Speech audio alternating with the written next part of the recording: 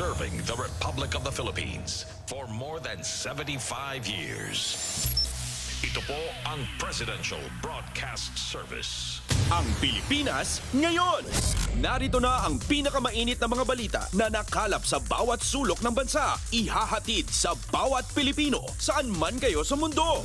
Ang Pilipinas ngayon. Pakinggan ang bawat kaganapan sa bawat lalawigan. Ito ang Pilipinas ngayon.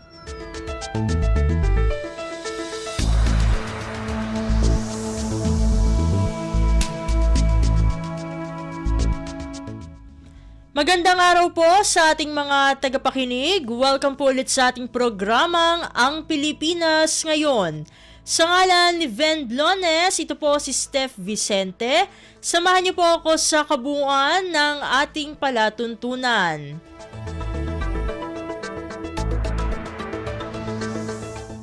Tulad ng dati, mapakikinggan po ang ulat ng ating mga kapatid na himpilan sa probinsya, ang ating mga segmentong balitang negosyo at kalakalan, balitang sports at balitang artista, maging ang ilan sa mga pangunahing balita mula dito sa ating bansa. Yan po sa kabuuan ng ating palatuntunan, ang Pilipinas Ngayon. Kumpleto, detalyadong balitaan, di papahuli sa mahahalagang kaganapan. Kamustahin ang inang bayan, ang Pilipinas Ngayon.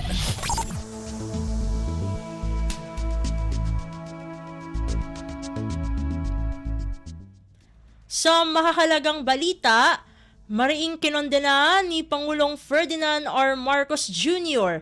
ang nangyaring insidente sa ere sa Bajo de Masinloc.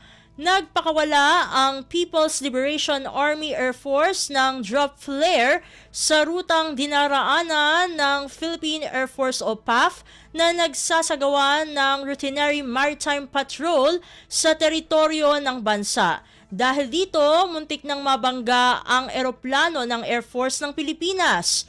Sinabi ni Pangulong Marcos na unjustified, illegal at reckless ang ginawa ng PLAAF, lalo na't lumilipad ito sa airspace kung saan may soberanya ang Pilipinas. Nananawagan naman ang Pangulo sa China na maging responsable sa kanilang aksyon sa dagat man o sa himpapawid. Aniya, mananatili ang naisin ng Pilipinas sa diplomasya at mapayapang paraan sa pagresolba sa hindi pagkakaintindihan. Pasada ng mga balita mula sa Pilipinas para sa mga Pilipino saan man sa mundo. Ang Pilipinas Ngayon.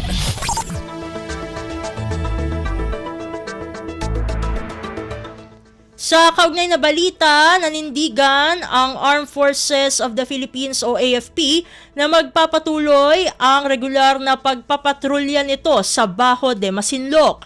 Ito ay sa kabila ng ginawa ng China noong Agosto 8 na pagpapakawala ng flare sa dinaraanan ng eroplano ng Philippine Air Force o PAF na nagsasagawa ng security operations sa loob ng Philippine Maritime Zones. Ayon kay AFP spokesperson Colonel Francel Margaret Padilla, hindi matitinag ng mapanganib na aksyon ng China ang paninindigan ng sandatahang lakas na ipaglaban ang karapatan ng Pilipinas sa naturang lugar alinsunod sa international law, partikular ang United Nations Convention on the Law of the Sea at ang Chicago Convention. Nanunang kinondena ng AFP ang pagpapalipad ng dalawang aircrafts ng People's Liberation Army Air Force sa Bajo de Masinloc kasabay ng isinasagawang routine maritime patrol ng Philippine Air Force sa lugar. Ayon sa AFP, ang ganitong aksyon ay malinaw na pakikialam at panghihimasok sa legal na flight operation sa loob ng teritoryo ng Pilipinas na paglabag sa international law at regulations sa safety of aviation. Kumpleto, detalyadong balitaan, di papahuli sa mahahalagang kaganapan. Kamustahin ang inang bayan, ang Pilipinas Ngayon.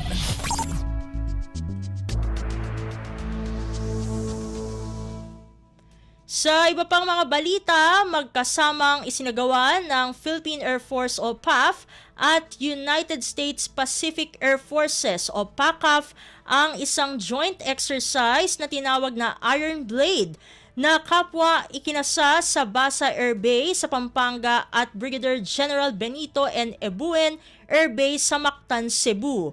Tampok sa exercise ang dalawang FA-22 ng Estados Unidos at isang C-130 Hercules transport aircraft na nagsagawa ng flight formation, pagsasagawa ng mga talakayan sa flight operations and maintenance at mga cargo-related discussion.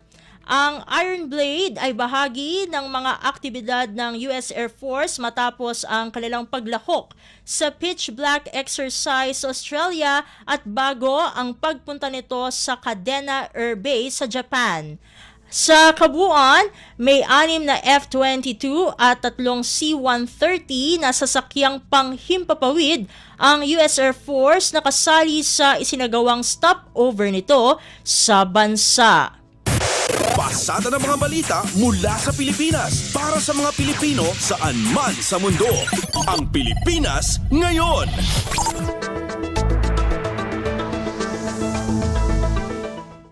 Sa iba pang mga ulat, Pangulong Ferdinand R. Marcos Jr. binati si Malaysian Prime Minister Anwar Ibrahim sa kanyang kaarawan.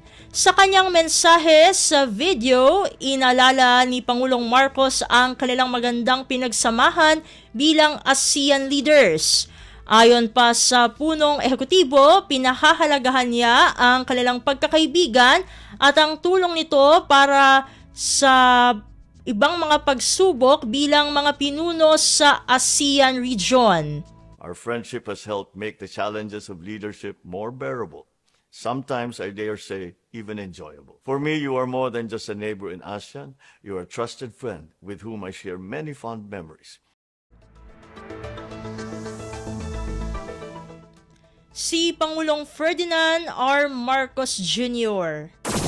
Kumpleto, detalyadong balitaan, di papahuli sa mahahalagang kaganapan. Kamustahin ang inang bayan, ang Pilipinas ngayon.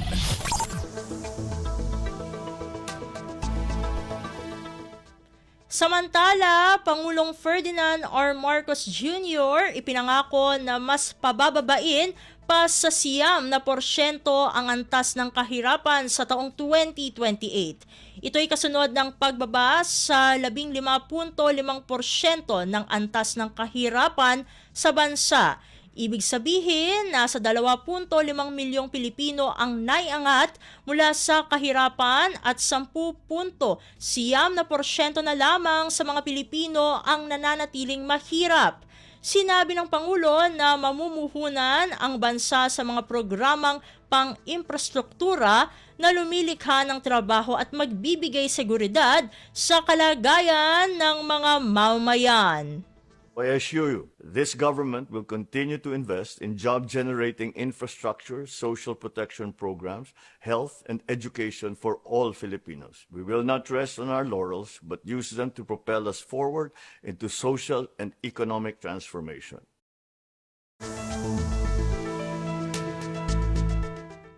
Si Pangulong Ferdinand R. Marcos Jr. Pasada ng mga balita mula sa Pilipinas para sa mga Pilipino saan man sa mundo. Ang Pilipinas ngayon.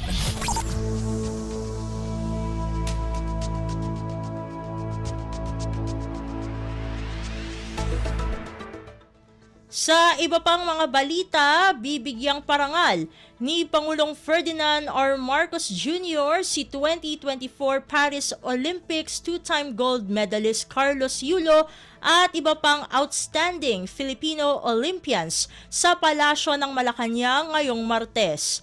Nakatakdang dumating si Yulo Martes ng tanghali sa Villamor Air Base. Pagkatapos nito ay magtutungo ang mga 2024 Paris Olympians sa Philippine International Convention Center o PICC para sa isang welcome ceremony. Kasunod naman ito ang isang Heroes Parade sa Maynila at bilang pagwawakas ng nasabing aktibidad ay magtutungo sila sa Malacanang at sasalubungin ng First Family. Personal na igagawad ni Pangulong Marcos sa mga atleta ang karangalan at mga insentibo para sa natatanging kontribusyon sa Philippine sports at ipinakitang galing sa 2024 Paris Olympics. Kumpleto, detalyadong balitaan, di papahuli sa mahahalagang kaganapan. Kamustahin ang inang bayan, ang Pilipinas ngayon.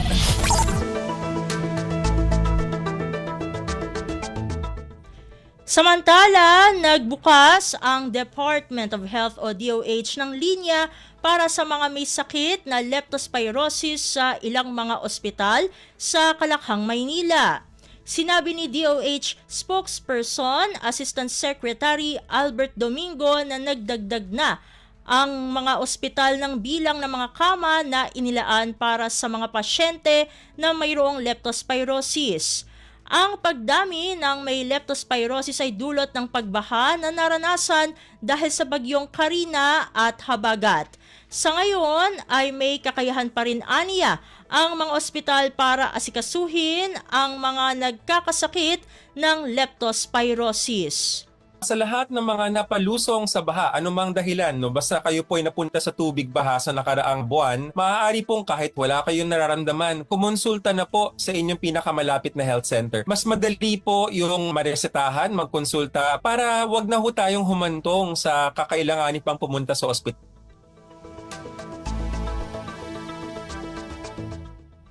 Si Department of Health o DOH spokesperson, Assistant Secretary Albert Domingo.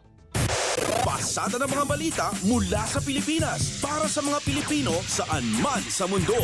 Ang Pilipinas ngayon.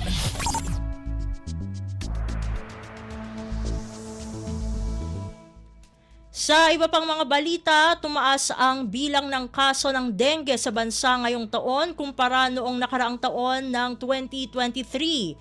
Sinabi ni Department of Health o DOH spokesperson, Assistant Secretary Albert Domingo na umabot na sa 128,834 ang kaso ng dengue ngayong taon na 2024, mas mataas ng 33% kumpara noong nakaraang taon. Gayunpaman, bumaba naman ani ang bilang ng namamatay ngayong taon. Ayon kay Domingo, natuto na ang mga mamayan na maagang nagpapakonsulta kung nakakaramdam na ang mga ito ng sintomas. At ang ating mga ospital, mas marunong na, mas gumagaling dun sa paggagamot sa pagbigay ng swero or ng hydration para sa ating mga dengue patient. Si Department of Health o DOH spokesperson, Assistant Secretary Albert Domingo. Kumpleto, detalyadong balitaan, di papahuli sa mahahalagang kaganapan. Kamustahin ang inang bayan, ang Pilipinas ngayon.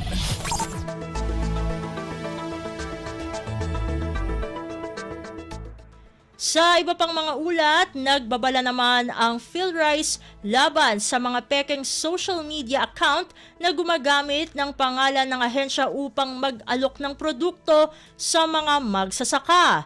Sinabi ni PhilRice Senior Science Research Specialist Charisma Lovegado Gonzales na makikita na peke ang Facebook page na ito dahil sa buwan ng Hulyo at Agosto lamang ito nagsimula. Ayon kay Gonzales, ang lehitimong FB page ng PhilRice ay may blue badge at taong 2017 pa sinimulan ito. Hindi pa aniya natutukoy kung sino ang mga nasa likod ng nasabing scam, ngunit nai-report na rin sa Facebook at hinihintay na lamang ang aksyon hinggil dito. Amin lang pong pinapaalalahanan ng ating mga magsasaka na wala pong ini-endorsong anumang produkto ang DA PhilRice at RCEF programs, lalo na po ng fertilizer. Ang atin lamang pong pinapalaganap na inyo pong makikita sa aming pages ay ang mga science-based na pamamaraan kung paano nila matutukoy kailan sila magpapataba. Ngunit ang mga ito po ay hindi natin na pinopromote na for sale. si PhilRice Senior Science Research Specialist Charisma Love Gado Gonzales. Pasada ng mga balita mula sa Pilipinas para sa mga Pilipino saan man sa mundo. Ang Pilipinas ngayon.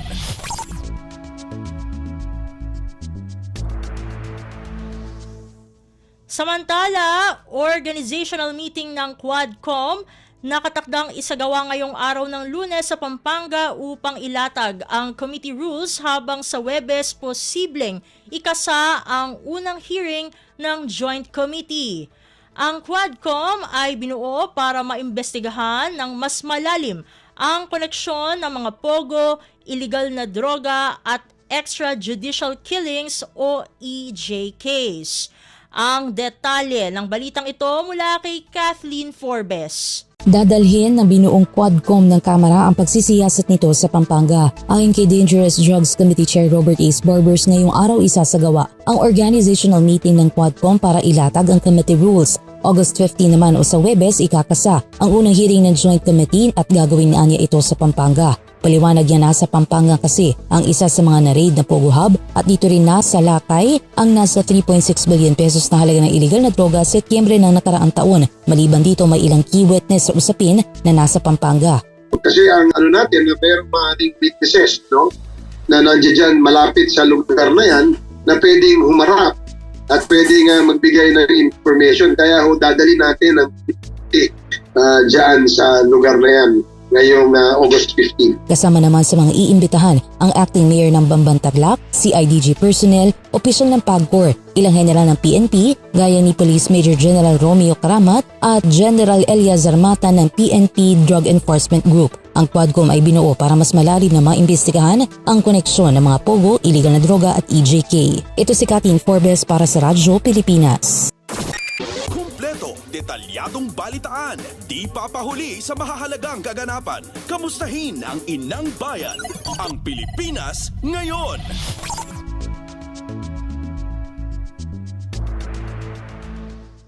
Sa iba pang mga balita, North-South Commuter Railway Project o NSCR sa Clark, Pampanga, nakatakdang inspeksyonin ngayong Lunes ni Transportation Secretary Jaime Bautista. Ayon sa Department of Transportation o DOTR, nasa mahigit 80% ng tapos ang konstruksyon ng naturang depot at target ang partial operations sa unang quarter ng 2028 kung saan aabot sa 300,000 pasahero kada araw ang inaasahang makikinabang. Ang detalye ng balitang ito mula kay Mary Ann Bastasa. Nakatakdang inspeksyonin ngayong araw ni Transportation Secretary Jaime Bautista at Undersecretary for Railways Jeremy Regino ang ongoing na konstruksyon ng depo ng North-South Commuter Railway Project o NSCR sa Clark, Pampanga. Ayon sa DOTR, nasa higit 80% na kasing tapos ang konstruksyon sa naturang depo. Binubuo naman ito ng 48 mga struktura kabilang Operations Control Center, Training Center at may maintenance building pa. Meron din itong 33 stable tracks na magsisilbing parking area para sa mga tren ng NSCR. Nang sinabi ng DOTR na tinatarget nito ang partial operations ng NSCR sa unang quarter ng 2028 kung saan naabot sa 300,000 pasahero kada araw ang inaasahang makikinabang. Sa ngayon, nananatiling on track naman ang proyekto at patuloy ring tinutugunan ang ilang isyu dito kabilang ang right of way. Ito si Mary Ann Bastasa para sa Radyo Pilipinas. Pasada ng mga balita mula sa Pilipinas para sa mga Pilipino saan man sa mundo. Ang Pilipinas ngayon.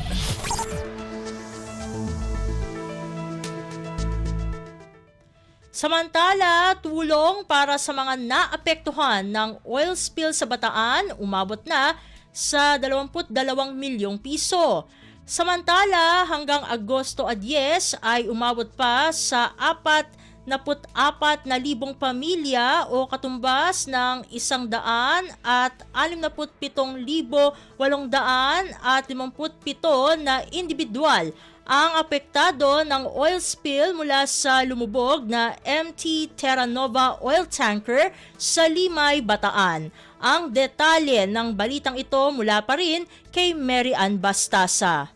Patuloy pa rin ang pamamahagi ng tulong ng Department of Social Welfare and Development sa mga komunidad na naapektuhan ng oil spill sa Bataan. Ayon sa DSWD, umabot na sa 22 milyong piso ang naipaabot nitong humanitarian assistance sa mga apektado. Karamihan sa mga ito ay binubuo ng mga family food packs na naipamahagi sa mga apektadong pamilya sa Bataan at Cavite. Samantala, as of August 10 ay umakyat pa sa 44,000 ang bilang ng pamilya o katumbas ng higit 147,000 individual ang apektado ng oil spill mula sa lumubog na MT Terra Nova oil tanker sa Limay, Bataan. Ito si Meran Bastasa para sa Radyo Pilipinas.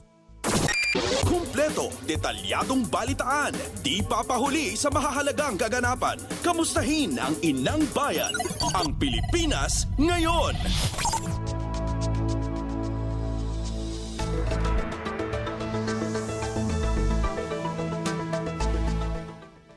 At iyan ang mga maiinit na balita para sa araw na ito. Samantala, ating antabayanan ang mga ulat mula sa ating mga kapatid na himpilan sa probinsya para sa Regional News. Balita mula sa lalawigan sa bawat rehiyon ng ating bayan. Dito sa Ang Pilipinas Ngayon.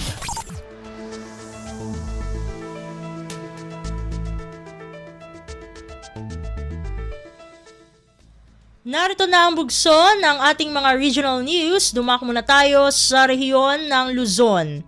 10.4 milyong pisong halaga ng access road ipatatayo sa Santa Praxedes, Cagayan sa ilalim ng Kalahi Seeds Program ng Department of Social Welfare and Development o DSWD.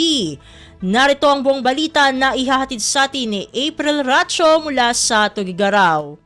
May sa 10.4 million pesos sa gatad, di access road di maipasdag ita iti ili ti Santa Praxedes, Cagayan, babaon ti kapit bisig laban sa kahirapan, comprehensive and integrated delivery of social services wenno Kalahi Seeds to Department of Social Welfare and Development wenno DSWD Region 2. Naisayang kati groundbreaking ceremony para itinasawa proyekto, iti panangidaulo the Regional Director Lucia Alan ken Mayor Esderlina Aguinaldo ang maipatungpalmat babaen ti kapangyarihan at kaunlaran sa barangay community-driven development ti Kalahi Seeds. Tinasawa sa project katadaan ka atidog 420 meters, adaan pa'y 2-barrel reinforced concrete box culvert, kanal, kanda dumapay a features, agandat na mapasaya at transportasyon, kan mang suportar pa iti panagrang ay ti ekonomiya ti lugar. Naamuan na dumanon iti 10 million pesos ti inlatang apondo ti DSWD, kan adaan mat counterpart ti LGU nga agar 400,000 pesos, kan 22,600 pesos mo at manipod iti barangay. Dayta ti damag manipod Tugigaraw City dayti na April sa Lucon Racho para iti Radyo Pilipinas World Service.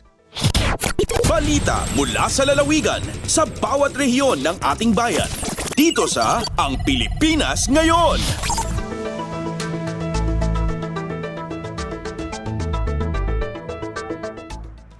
Inyong napakinggan ang ulat ni April Racho mula sa Tugigaraw. Dakuin naman natin ang Baguio City, Cordillera Administrative Region o CAR na nanatiling nasa heightened alert dahil sa dengue. Ang kabuang ulat ihahatid naman sa atin ni Jong Munar. Gimato ti 22 ti bilang nagitipimusay gapoy ti dengue di ti Rehiyon Cordillera. Gapoy ti daytoy impasidong ti Regional Disaster Risk Reduction Management Council iti rehiyon kas heightened alert bayat a blue alert iti Department of Health nga nagbaling na epektibo iti Agosto a 1. May basar ti datos iti DOH CAR na i-record iti 9,882 kaso ti dengue ti rehiyon manipod Enero 1 aging gana Agosto a 3. Mapalpalagipan mo ti publiko nga i-maintenar ti kinadalos ti aglawlaw ken tungpalan negati anti-dengue measures. Manipod ito'y Radyo Pilipinas Baguio, Jong Manar nang ipadamag para ti Radyo Pilipinas News Service. Balita mula sa lalawigan sa bawat rehiyon ng ating bayan. Dito sa Ang Pilipinas Ngayon.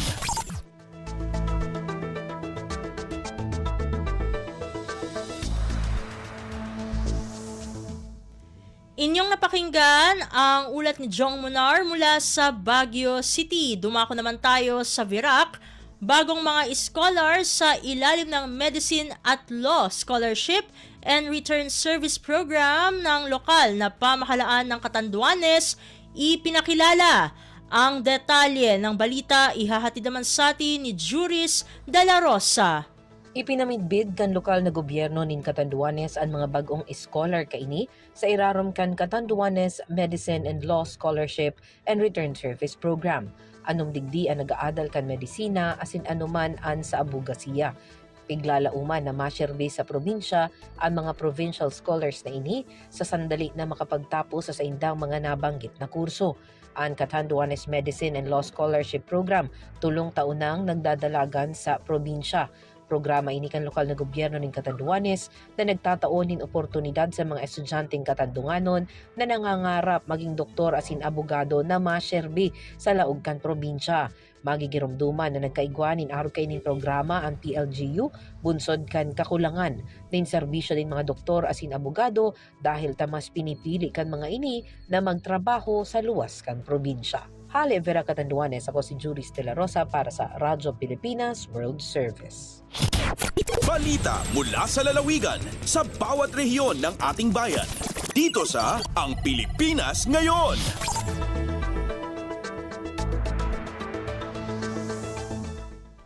Inyong napakinggan ang ulat ni Juris De La Rosa mula sa Virac. Pumunta naman tayo sa rehiyon ng Kabisayaan, mga kababayan, ni Olympic weightlifter Vanessa Sarno sa Bohol. Suportado pa rin ang atleta sa kabila ng pagkabigo nito sa Paris Olympics. Pakinggan naman natin ang kabuang ulat na ihahatid sa atin ni Jessa Agua Ilanan mula sa Cebu. Hindi natatapos sa Paris Olympics ang pagsuporta at paghanga ng mga kababayan ng weightlifter na si Vanessa Sarno. Nagpahayag ng pasasalamat kay Sarno sa pagrepresenta sa Pilipinas ang ilan sa mga lokal na opisyal at kababayan ng atleta. Noon ngang laban ni Sarno, kahit na madaling araw, nag-set up ng live viewing ang Tagbilaran City Government malapit sa tirahan nito kasama ang pamilya at kakilala ng Bolano na atleta. Katabi ng inang si Emelita Sarno si Tagbilaran City Mayor Jane Yap habang nanunood sa laban ng 20 anyos na si Vanessa. Nagpahayag din ng pagsuporta at pasasalamat ang Kapitolyo ng Bohol sa pamamagitan ng gobernador nito na si Erico Aristotol Aumentado. Si Sarno at ang kanyang mga kapatid ay benepisyaryo ng Pantawid Pamilyang Pilipino Program o 4Ps, kung kaya nagpahayag din ng pagsuporta at pasasalamat sa tapang at disiplina ng atletang Pinoy sa ginanap na Paris Olympics, ang DSWD-7. Nagsisilbi din anyang inspirasyon sa iba pang 4Ps beneficiary si Sarno na sa pamamagitan ng pagsusumikap makakamit ang mga hangarin. Gikan sa RP1 Cebu sa Agua Ilanan para sa Radyo Pilipinas World Service. Balita mula sa lalawigan sa bawat rehiyon ng ating bayan. Dito sa Ang Pilipinas Ngayon.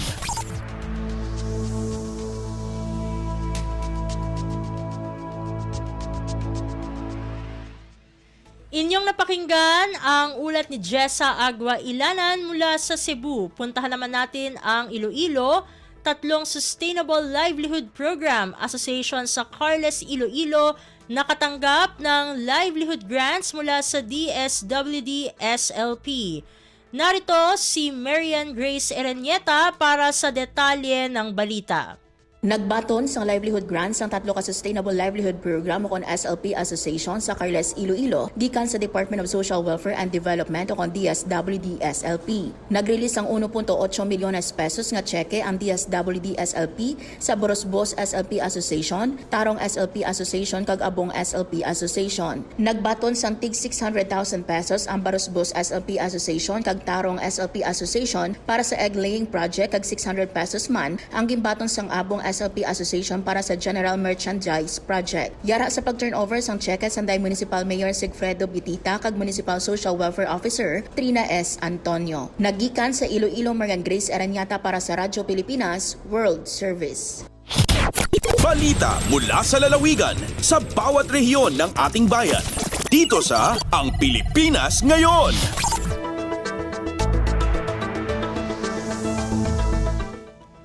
Inyong napakinggan ang ulat ni Marian Grace Erenieta mula sa Iloilo. Dumako na tayo sa rehiyon ng Mindanao. Dalaga na huli matapos magmotorsiklo sa isinarang daan para sa bike course ng Ironman sa Davao City. Ang kabuang ulat, ihahatid naman sa atin ni Sheila Lisondra mula sa Davao.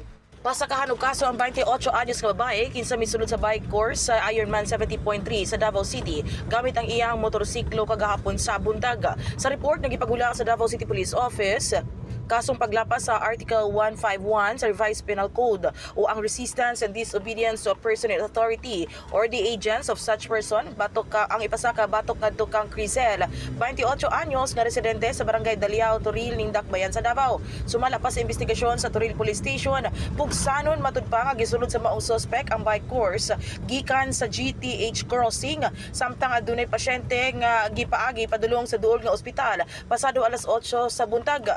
Gisulayan pa pagpahunong sa nagbantay nga mga pulis ang maong babae apan inay nga muhunong misutoy hinuon kining padagan hinungdan nga gigugod og naabtan sa Barangay Darong sa Santa Cruz sa Davao del Sur. Pasalamat na lang matud pa ang otoridad nga walay naitabong disgrasya sa mga partisipante sa gibuhat sa naisgutan. Sa iyang social media post daw nagapanghagit ang maong dinakpan ngadto sa otoridad tungod matud pa sa iyang paglapas sa mga balaod trapiko samtang gapadagan sa iyahang motorsiklo. Kanang report gikan Davao City, Sheila Lisondra ng sa Radyo Pilipinas World Service. Balita mula sa lalawigan sa bawat rehiyon ng ating bayan. Dito sa Ang Pilipinas Ngayon.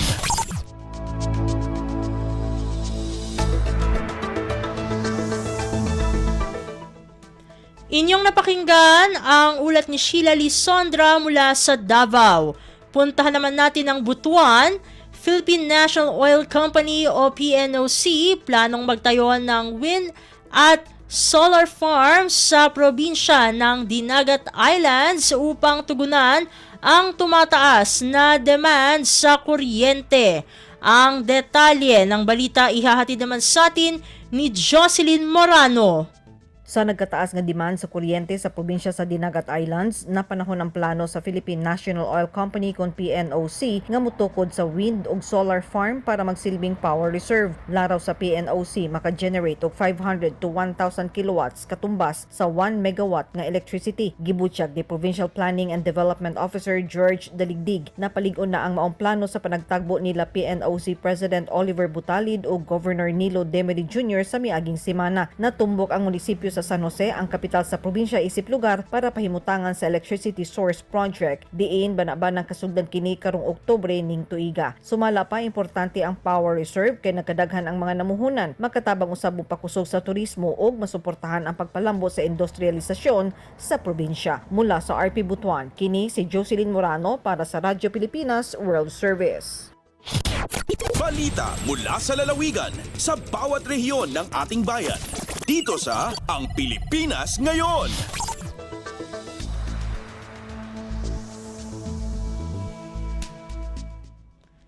Inyong napakinggan ang ulat ni Jocelyn Morano mula sa Butuan. Dito na nagtatapos ang ating regional news. Narito naman ang ating segmentong Balitang Negosyo at Kalakalan na susundan ng segmentong Balitang Sports. Parehas na ihahatid sa atin ng ating kasamang si Leo Magpayo. Lagay ng ekonomiya, kalakalan, negosyo at iba pa. Atin ang alamin dito sa Ang Pilipinas Ngayon. Magandang araw. Narito na po ang Balitang Negosyo at Kalakalan. Iniulat ng Philippine Statistics Authority o PSA ang pagbaba sa kabuang produksyon sa sektor ng pagsasaka at pangisdaan sa bansa sa ikalawang quarter ng 2024. Sa datos ng PSA, bumaba sa 15.56 na milyong metriko tonelada ang produksyon ng agri-sector kung saan pangunahing nakahatak ang pagbaba sa output ng tubo, palay at mais. Ayon sa Department of Agriculture o DA, dulot ito ng epekto ng El Nino phenomenon. Naitala naman sa 1 milyong metriko tonelada ang volume ng fisheries production mula Abril hanggang Hunyo ng 2024 na mas mababa ng 6.2% sa output noong 2023. Ito ay dahil sa mas mababang produksyon ng seaweed, galunggong at matang baka. Umatras din ng bahagya ang produksyon sa baboy na sinasabing dahil sa pagkalat ng African swine fever. Sa kabila nito, tumaas naman ng 8.7% ang poultry production sa ikalawang quarter ng taon. Ayon naman kay DA spokesperson, Assistant Secretary Arnel de Mesa, nananatiling matatag ang supply na pagkain sa bansa. Nakatutok na rin anya ang kagawaran sa pagtugon sa posibleng epekto ng La Nina sa agri-sector, kabilang na ang pagbuo ng water impounding system at irigasyon sa mga sakahan. Kasabay nito ang pagbuhos ng suporta gaya ng binhi, pataba at iba pang tulong sa ilalim ng Masagana Rice Industry Program para maiangat ang produksyon ng bigas. Lagay ng ekonomiya, kalakalan, negosyo at iba pa. Atin ang alamin dito sa Ang Pilipinas Ngayon. Patuloy na nangunguna ang Pilipinas sa Association of Southeast Asian Nations or ASEAN matapos makamit ng bansa ang 6.3% gross domestic product o GDP growth dahil sa pinalakas na construction and investment. Ito ay bunsod ng Build Better More program momentum at ang kumpiyansang ipinakikita ng mga investors. Ayon kay Department of Finance o DOF Secretary Ralph Recto, masaya sila sa back-to-back good news sa labor force survey at GDP growth. Sinabi ng kalihim na ang natamong impressive growth performance ay bunsod ng paglakas ng infrastructure na siyang magdadala ng dekalidad na buhay sa mga Pilipino. Magsisilbihan niya itong pamana ng Administrasyong Marcos Jr. sa ilalim ng bagong Pilipinas. Sa inalabas na second quarter growth, naungusan ng Pilipinas ang Malaysia na may 5.8%, Indonesia 5% at China 4.7%. Ito ay magdadala sa year-to-date growth sa 6%, pasok sa pagtaya ng Development Budget Coordination Committee o DBCC na 6 hanggang 7% growth para sa 2024. Lagay ng ekonomiya, kalakalan, negosyo at iba pa. Atin ang alamin dito sa Ang Pilipinas Ngayon.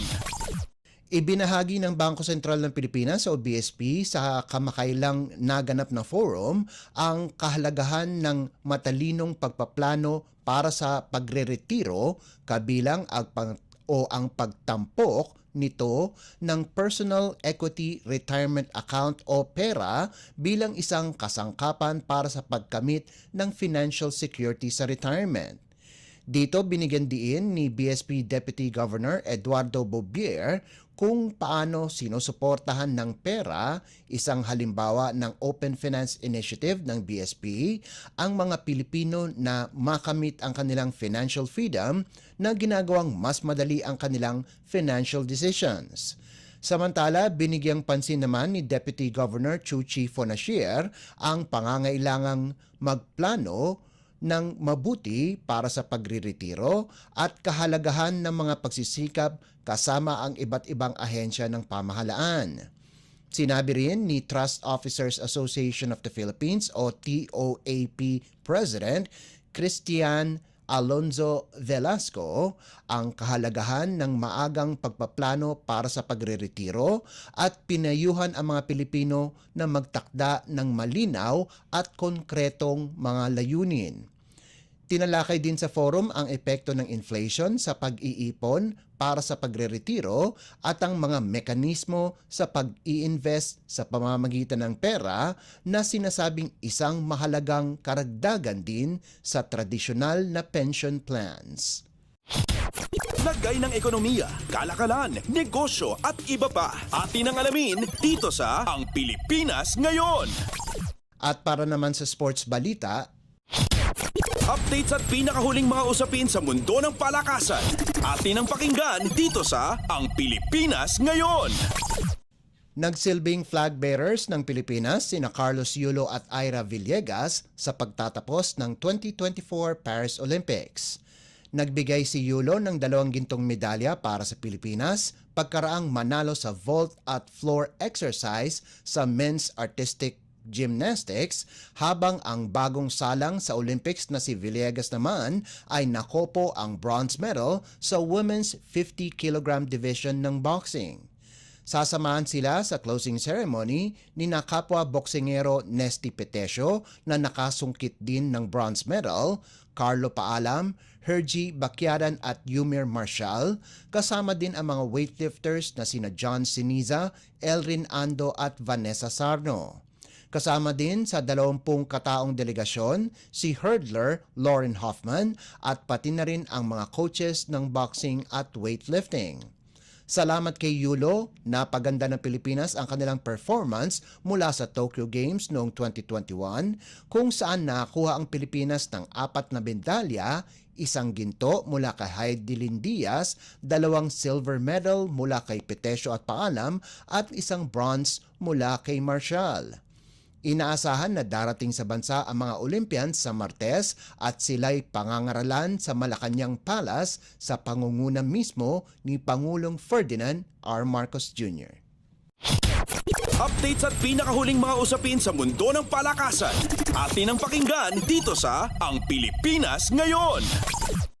Sabik ng sumalang si dating NBA Slam Dunk champion na si Glenn Robinson III sa inaabangang 2024 PBA Governors Cup na lalarga sa Agosto 18 sa Smart Araneta Coliseum. Inaasahan na isa si Robinson sa mga imports na yayanig sa mga PBA fans kung saan magsisilbi itong import ng Magnolia Hotshots. Sinabi ni Robinson na ito ang unang salang niya bilang import sa kahit anong bansa at inaasahan na magbibigay siya ng mataas na level ng paglalaro. Produkto ng University of Michigan si Robinson III na pinili ng Minnesota Timberwolves bilang number 40 pick noong 2024 o 2014 NBA Draft bago maglaro rin para sa koponan ng Philadelphia 76ers, Indiana Pacers, Detroit Pistons, Golden State Warriors at Sacramento Kings. Habang naglalaro ito para sa Pacers, nakuha ni Robinson ang slam dunk title noong 2017 NBA All-Star Weekend na ginanap sa New Orleans. Makakabanggaan ni Robinson ang 2 imports na kakagaling lamang sa Indonesia Basketball League o IBL na sina resident import ng Barangay Ginebra at naturalized player ng Gilas Pilipinas na si Justin Brownlee at ang bagong import ng San Miguel Beer na si Jordan Adams na naglaro para sa Dewa United Band 10. Sa pangunguna ni Adams ay trinangkuhan nito ang Dewa sa IBL Elimination Rounds bago masilat sa semifinals ng Satria Muda na tinalo naman ni Brownlee at ng Pelita Jaya sa finals. Updates at pinakahuling mga usapin sa mundo ng palakasan. Atin ang pakinggan dito sa Ang Pilipinas Ngayon. Gumapang mula sa 2 set na pagkadehado ang Alas Pilipinas para makumpleto ang 20-25, 25-20, 16-25, 25-20 at 15-10 panalo laban sa Indonesia at kunin ang bronze medal sa second leg ng 2024 Southeast Asia o CV League na ginanap sa Thailand. Nagtapos ang Nationals sa 2-leg tournament ng back-to-back bronze medal pagkalipas makalusot sa kaparehong koponan sa kanilang pagtatapat noong nakarang linggo sa Vietnam. 7 players ang namayagpag para sa Alas kung saan pinangunahan ito ni Eliza Solomon, Gemma Galanza at Cici Rondina. Malaking kontribusyon din ang naibigay ni na middle blockers Thea Gagate at Fifi Sharma at gayon din ang best setter ng first leg na si Gia de Guzman.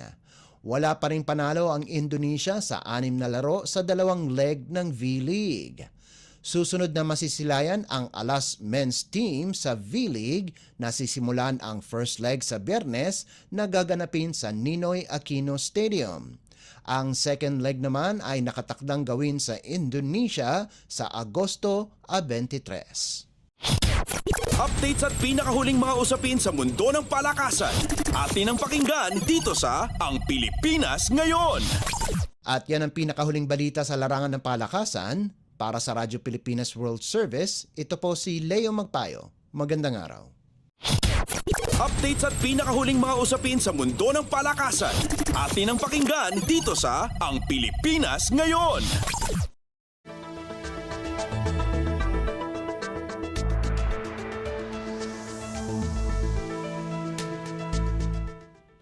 Maraming salamat, Leo, para sa ating mga segmentong Balitang Negosyo at Kalakalan at Balitang Sports. Para naman sa ating mga kachismis, narito na ang ating segmentong Balitang Artista kasama ang nagisang si Mama JT. Ang latest, ang hottest sa showbiz and entertainment. Heto na sa Ang Pilipinas Ngayon.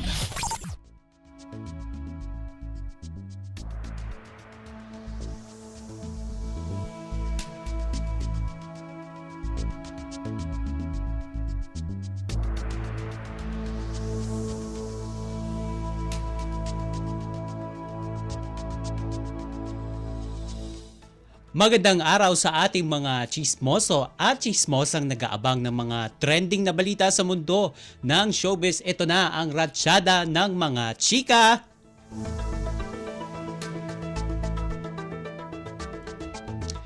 Ibinahagi ng SB19 member na si Justin De Dios ang pagsabak nito sa solo music career. At inilahad ni Justin sa isang podcast interview na hindi pa niya gamay ang pagkakaroon ng solo music career. Gayunpaman, nakakakuha ito ng suporta mula sa mga kamiyembro nito. And kahit nagsimula na ang kanyang solo career ay prioridad pa rin niya ang grupong SB19. Pebrero ng taong ito nang ilabas niya ang debut single o debut solo single na pinamagatang Surreal. Kamakailan lang ay inilabas rin niya ang bagong kantang Kaibigan. Ang latest, ang hottest sa showbiz and entertainment. Heto na sa Ang Pilipinas Ngayon.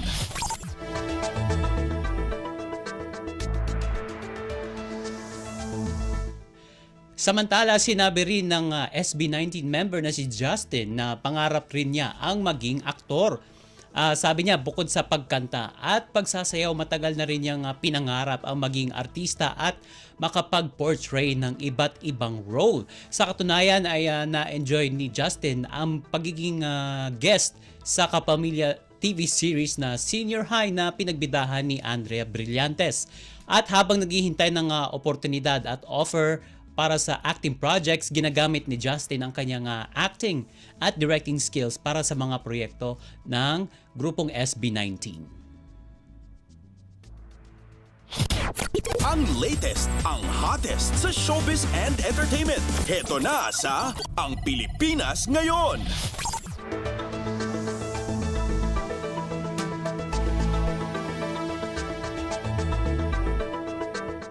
Samantala, engaged na ang theater actors na sina Gerald Napoles at Kim Molina pagkalipas ng ilang taong pagsasama bilang live-in partners. Sa ginanap na proposal ni Gerald sa PETA Theater nitong Agosto 11 ay tila alam na ni Kim dahil tila alam na ito ni Kim dahil nang makita niya na punong-puno ng bulaklak ang buong stage ng PETA at nakatayo sa gitna si Gerald ay naging emotional na ang dalaga. At kahit nakakakilig na ang proposal ni Gerald kay Kim ay hindi pa rin nawala ang kwela dahil may dalang bote ng beer bilang pampawala ng nerbiyos sa nasabing proposal at sinisita pa ni Kim si Gerald habang umiiyak ito. Ayon sa kanila, inabot ng isang dekada ang plano nilang engagement dahil sa iba't ibang sirkumstansya. At ginanap ang kanilang marriage proposal sa nasabing teatro kung saan doon sila unang nagkakilala sa jukebox musical play na Rock of Ages taong 2014. Ang latest, ang hottest sa showbiz and entertainment. Heto na sa Ang Pilipinas Ngayon. At sa uli natin chika for today, nagluluksa ngayon ang pamilya ng TV host singer na si Karil dahil sa pagpanaw ng kanyang amang si Modesto Tatlong Hari. Si Modesto ay ang dating asawa ng Divine Diva si Shaja Padilla. At ibinahagi ni Karil sa kanyang Instagram account nitong August 11 ang malungkot na balita. Kalakip ang mga litrato na kuha sa burol ng ama sa Santuario de San Jose Parish sa San Juan City. At inlalala ni Karil ang pagiging ulirang ama nito. At binalikan rin ng singer ang mga pinagkaabalahan ng kanyang ama nung siya ay nabubuhay pa, kagaya ng pagiging fan ng larong basketball, pati na ang kanilang bonding moment na paglalaro ng frisbee. At maraming celebrities naman ang nagpaabot ng kanilang pakikiramay sa pagyao ng ama ni Karil. Ang latest, ang hottest sa showbiz and entertainment. Heto na sa Ang Pilipinas Ngayon.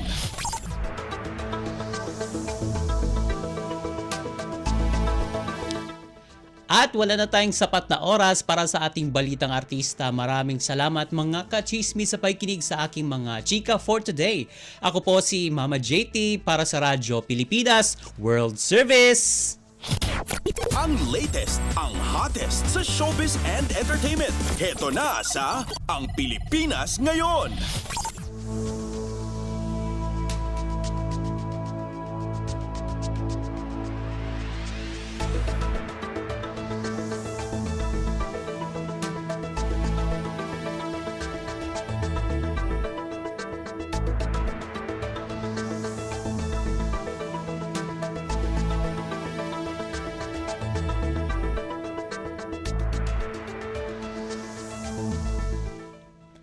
At yan ang naging kabuuan ng ating programa para sa araw na ito. Samantala, magpapasalamat muna tayo sa ating mga nakasama sa ating transmitter site sa Tinang. Sa studio, kasama natin si Milo Jonella, Susan Aison at Anthony Pimentel.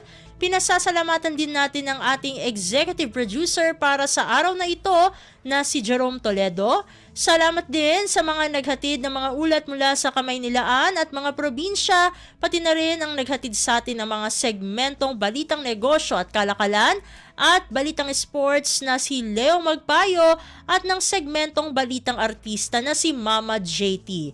At syempre, maraming salamat sa ating station manager na si Mr. Ray Sampang. Maraming salamat po hanggang sa susunod na edisyon ng ating palatuntunan. Huwag kalimutang mag-like, mag-follow at mag-subscribe na sa mga social media account ng Radyo Pilipinas World Service upang maging laging updated sa mga makakalagang balita. Sa ngalan ni Ven Blones, ito po si Steph Vicente. Mabuhay po tayong mga Pilipino. At yan ang Pilipinas Ngayon. Muling samahan si Ven Blones sa parehong oras at alamin ang pinakahuling mga kaganapan at balita saan man kayo naroon. Ang Pilipinas Ngayon.